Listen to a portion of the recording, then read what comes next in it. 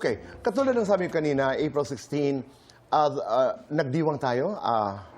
Ako, I celebrated. I remembered the death anniversary of your mother, who was very close to me. Pag ganitong mga pagkakataon, anong namimiss mo kay Ate Guy bilang anak?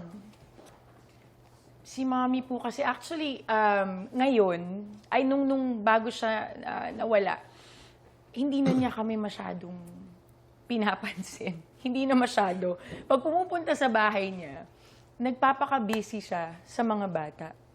Ang gusto niya, yung mga anak namin, lahat sila malilikot, magugulo, tinatalunan siya. Yun yung mga gusto niya. Pinapakanta niya mga bata, pati rin po kami. Papakantahin niya lang, tapos manunood lang siya sa amin. Okay, pero walang problema. Ano yung ibig sabihin ng hindi niya? Hindi na po kami, sige, dyan na kayo. Okay, I know what you mean. Dyan na kayo. Kumain na lang kayo dyan. Yung mga bata, sa kwarto Yun niya. ang kanyang mundo. Hindi po ako sanay eh. Like, what I told you last time na nag-guest po ako dito. Akala namin gusto niya magpahinga. Akala namin gusto niyang me time. But gusto niya pala ng intrusive. Okay. So yun po yung mga bata. Nakukuha ko yun. Apo. At naiintindihan ko yun. May para bagang tapos ng inyong panahon, akin na yung mga bata, kami na ang maglalaro at Mga bata po ang bumawi. Oo. Mother's Day, May 10, birthday ni Ate Guy, May 21. Ito tatlong tanong ko.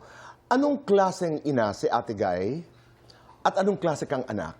At ang pangatlo, naging anong klase kang ina dahil kay Ate Guy? Okay.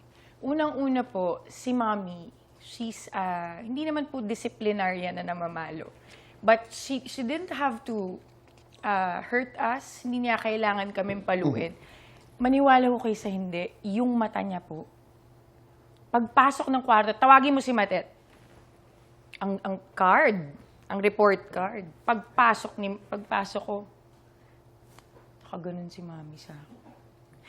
Mami, tapos parang may ihi po ako sa salawal. Yun na po yun.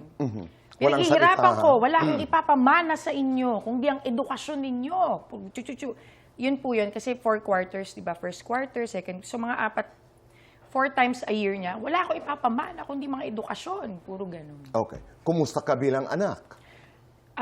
Hindi naman po lingid sa kaalaman ng lahat na ako po ang pinakasutil niyang anak. Ako po ang, sabi ko nga, ako po yung namuti ang buhok ni Mami. Dahil sa akin, lalo na po nung nag-high school ako. Ano yung pinaka-grabing nagawa mo bilang pinakasutil na anak? Naku po, ang bilin po ng aking Mami, 16, pwede ka na mag-boyfriend.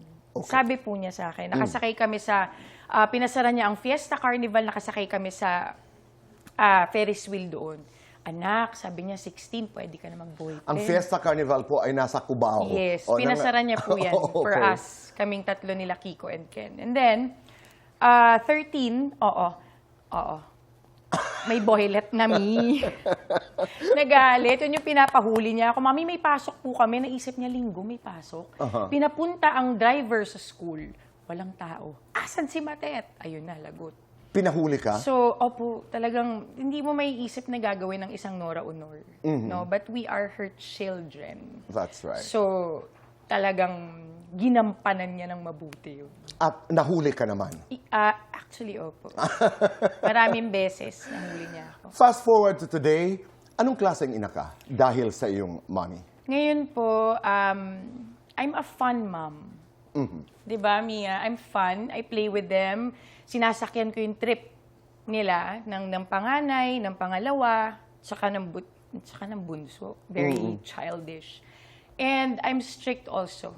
Because ang turo po sa amin ni Mami, huwag mambabastos ng kahit na sino. Respetuhin ang lahat ng tao.